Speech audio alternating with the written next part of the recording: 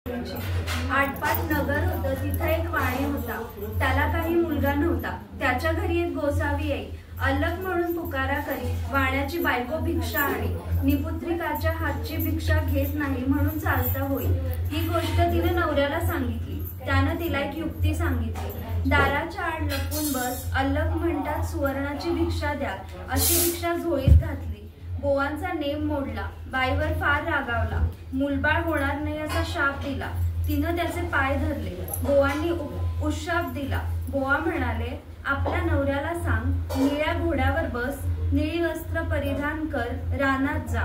जिथं घोडा अडेल तिथं खण. देवीचं देऊळ लागेल, तिची प्रार्थना कर, ती तुला पुत्र देईल. असं बोलून बोवा चालता झाला. तिनं आपल्या पतीस सांगितलं. वाणी रानात गेला. घोडा अडला. तिथं खणलं. देवीचं देऊळ लागलं. सुवर्णाचं देऊळ आहे. हिरे जळकाचे खांब आहेत. माणकांचे कळस आहेत. आता देवीची मूर्ती आहे. मनोभावे पूजा केली. त्याला देवी प्रसन्न झाली. वर माग म्हणाली. घरदार आहेत, गुरढोर आहेत, धनद्रव्य आहे, पोटी पुत्र नाही म्हणून दुःखी आहे. देवी म्हणाली, तुला संततीचं सुख नाही. मी प्रसन्न झाले आहे तर तुला देते. अल्पायुषी पुत्र घेतलास तर गुणी मिळेल. दीर्घायुषी घेतलात तर जन्मांध होईल. कन्या घेतलीस तर बाल विधवा होईल. इच्छा असेल ते मागून घे. त्यानं अल्पायुषी पुत्र मागितला. देवीनं माझ्या मागल्या बाजूला जा, तिथे एक गणपती आहे. त्याच्या माग आंब्याचं झाड आहे. गणपतीच्या दोंडावर पाय दे, एक फळ घे, घरी जाऊन बायकोला खाऊ घाल, म्हणजे तुझा कार्यभाग होईल, असं सांगितलं. नंतर देवी अदृश्य झाली. देवळा माग गेला. गणपतीच्या दोंडावर पाय दिला. झाडावर चढला. पोटभर आंबे खाल्ले. मोठभर घरी नेण्याकरता घेतले. खाली उतरून पाहू लागला तो आपला मोठेत आंबा एकच आहे. असं 4-5 वेळा झालं. गणपतीला त्रास झाला. त्यानं सांगितलं, तुझ्या नशिबी एकच फळ आहे. फळ घेऊन घरी आला. बायकोला खाऊ घातलं. ती गरोदर राहिली. दिवसामासी गर्भ वाढू लागला. नवमास पूर्ण झाले. वाण्याची बायको बाळंतीण झाली. मुलगा झाला. उभयंतांना मोठा आनंद झाला. दिवसामासी वाढू लागला. 8व्या वर्षी मुंज केली. 10व्या वर्षी लग्न करा म्हणाली. काशी यात्रेशिवाय लग्न करणं नाही असा माझा नवस आहे, असा जबाब दिला. काही दिवसांनी मामा बरोबर यात्रेस पाठवलं. मामा भाचे काशीत जाऊ लागले. जाता जाता काय झालं, वाटेत एक नगर लागलं. तिथं काही मुली खेळत होत्या. त्यात एकमेकीचं भांडण झालं. एक गोरी भुरकी मुलगी होती. तिला दुसरी मुलगी म्हणू लागली, काय रांडवाड आहे, काय रांडवाड आहे. तेव्हा ती मुलगी म्हणाली, माझी आई मंगळागौरीचं व्रत करते. आमच्या कुळावंशामध्ये कोणी रांड होणार नाही. मग मी तर तिचीच मुलगी आहे ना. हे भाषण मामांनी ऐकलं. त्याच्या मनात आलं, हिच्याशी आपल्या भाच्याचं लगीन करावं, म्हणजे हा दीर्घायुषी होईल.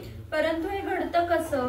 त्या दिवशी तिथं त्यांनी मुक्काम केला. इकडे काय झालं, त्याच दिवशी त्या मुलाचं लग्न होतं. लग्नाच्या वेळेस मुलगा मांदा झाला. मुलीच्या आईबापांना पंचायत पडली. पुढं कोणीतरी प्रवासी मिळेल तर बरं होईल. त्याला पुढं करून वेळ साजरी करू म्हणून धर्मशाळा पाहू लागले. मामा भाचे दृष्टीस पडले. मामापासून भाच्याला नेलं. गोरज लग्न लावलं. उभयंतांना गौरीहरापाशी निजवलं. दोघं झोपी गेले. मुलीला देवीनं दृष्टांत दिला. अगं मुली, तुझ्या नवऱ्याला दंश करायला सर्प येईल.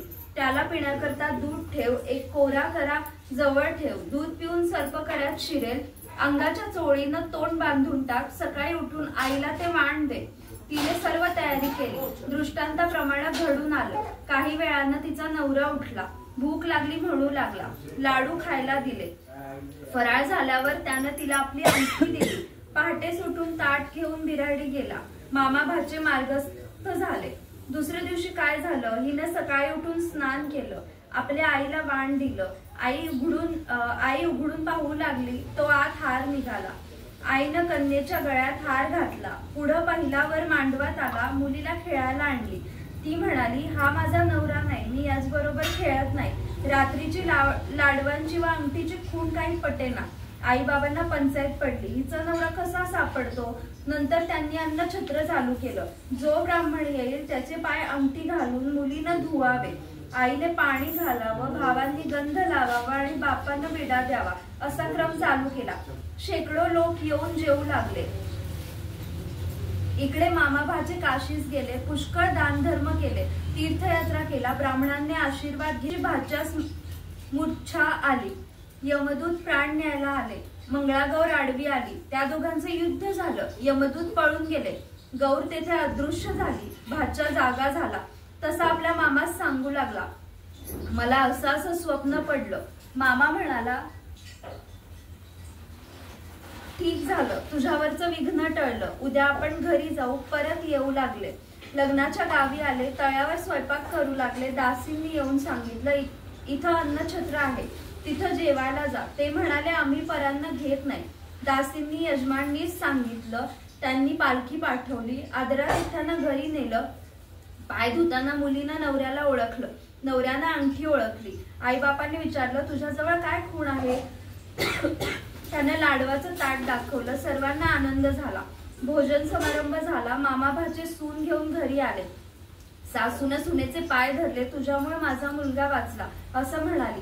तिने सांगितलं, मला मंगळागौरीचं व्रत असतं, ही सगळी तिची कृपा. सासर माहेरची, घरची दारची सर्व माणसे एकत्र झाली आणि त्या व्रताचं उद्यापन केलं. मंगळागौर तिला प्रसन्न झाली. तशी तुम्हा आम्हा हो आणि आपलं सौभाग्य अखंड राहो इतकीच देवाची प्रार्थना करा. ही धर्मराजाला कृष्णानं सांगितलेली 60 उत्तराची कहाणी 5 उत्तरी सुफळ संपूर्ण.